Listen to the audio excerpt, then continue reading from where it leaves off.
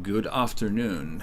Today, Unno News Network, episode, episode 3, regarding the English session.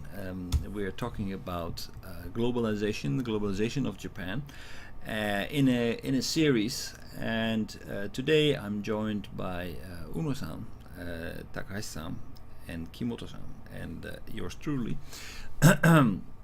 Last Monday, we have been looking at a number of recommendations for Japan to globalize, and we have been looking at strengths and weaknesses of Japan. And last Monday we had a look at ZARA. Why ZARA? Because ZARA is a company that is very agile, very much in contact with the world around them, and is very easy and very quick to respond to consumer trends and easy to create consumer trends. Now, these are all challenges for Japanese businesses, because there is a tendency for Japanese companies, when they are globalizing, to actually open branches overseas. But once open, they become little islands, islands in a big foreign sea, and that creates risks, because if you're not in touch with the rest of the country, if you're not in touch with its customers, it's very easy to misinterpret consumer trends, and to take big risks when it comes to making investments. And we have seen that on a number of occasions where Japanese companies seem to have gambled too much on trends that they perceived were going on, but then turned out to be completely different. Take, for example, Kirin in Mexico. Take, for example, Sharp. That they foresaw a new trend. They made big investments, and these turned out to be against the expectation. Another example that comes to mind is Toshiba. So ZARA's model that we saw basically combined small businesses with big businesses, connected them via IT, and made it possible to immediately read out all the sales data, collect and aggregate data about qualitative assessments, so things that salespeople noticed when they were in the shops about consumer trends, people asking about different colors, different patterns, different designs.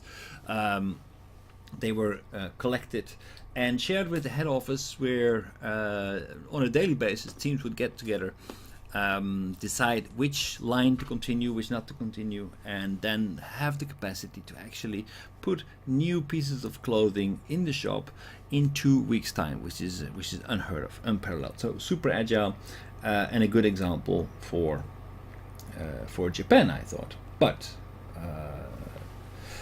that ZARA also comes with a downside, and the fashion industry, this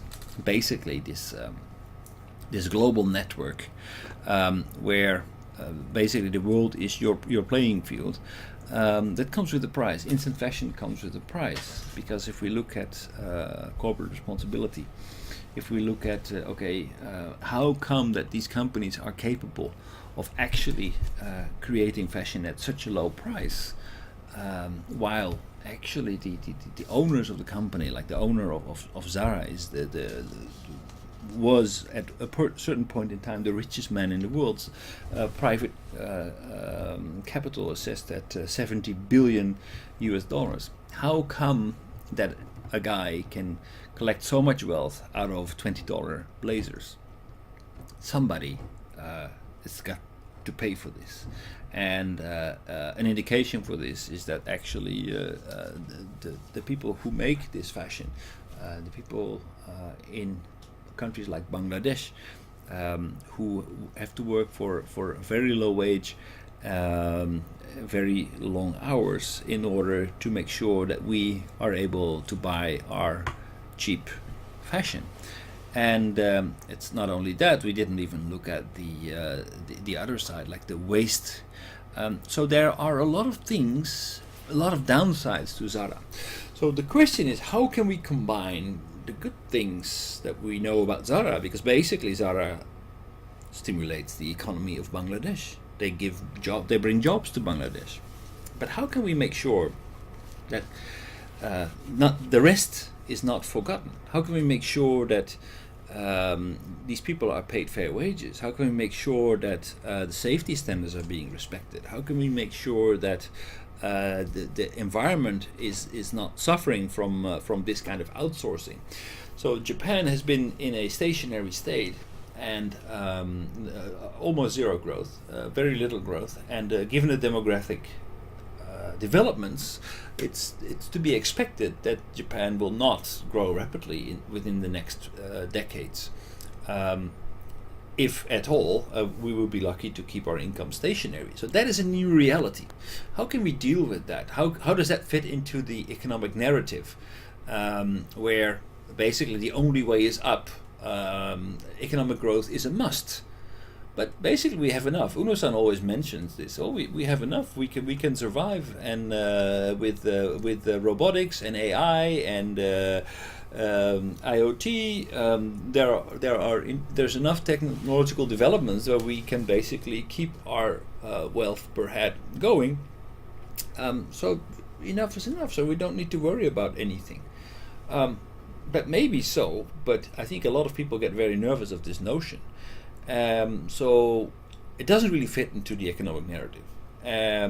So today I would like to look at alternative economic theory, the so-called donut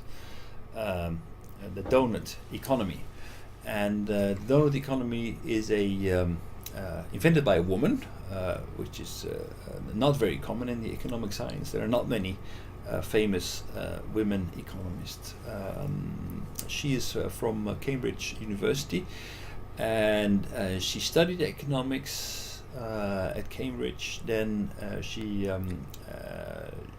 she gave up on economics, basically because economics did not give her the answers that she wanted, because the theories that she was confronted with, she didn't feel fit into the real world, and she went to work for Oxfam.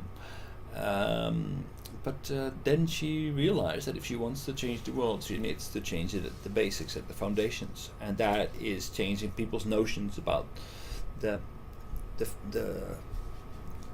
basics, to change the way that they're thinking, because basically the world as a whole has taken these economic theories very, very seriously. All these models that these economists have created have shaped the way that we perceive the world and the way that we are acting in this world. And these economic theories are very important. Usually they are made with all kinds of conditions and assumptions and abstractions. That's why it's a model. But throughout time we forget about those assumptions, and we take all these models super seriously. Whereas the people who actually designed these models have already warned us for the limitations of these economic theories. Adam Smith did, Malthus did. They all said, okay, well, of course, the pin factory is a good example of how economies of scale will basically grow economic output. But, he mentioned, and that is forgotten by almost everybody, but he mentioned, I do not know what it will do with the morale of the workers. I'm very worried about this. So there is a potential for economic growth, but I don't know whether this will work as a model for our society. Back in the days, economics was not a merely academic study. It was always political economics. It was a model in which we should run our societies. They had much more encompassing ideas about what it would do, not only focusing on money, but basically provide answers on how we should run our entire systems, the environment and everything around it. So we've forgotten about it, and today I would like to have a look at a new economic theory, the so-called donut economy. and I've collected a bunch of videos. I've watched them all. I think it's very interesting. Maybe you. Oh, okay. Without further ado, let's have a look, and.